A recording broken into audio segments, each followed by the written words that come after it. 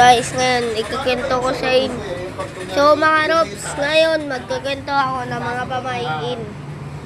Uunahin na natin dyan ay yung sa bangkay. Bawal daw iwan yung tsinelas as kapag gabi sa inyong bahay. Dapat daw ipasok. Dahil baka daw kuhin niya ng kaluluhang namatay.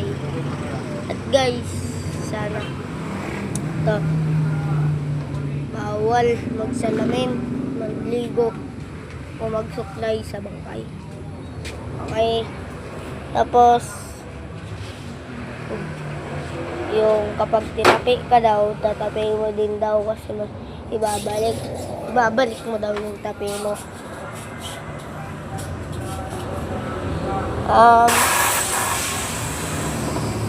Tapos sana makinig kayo, gawin nyo guys.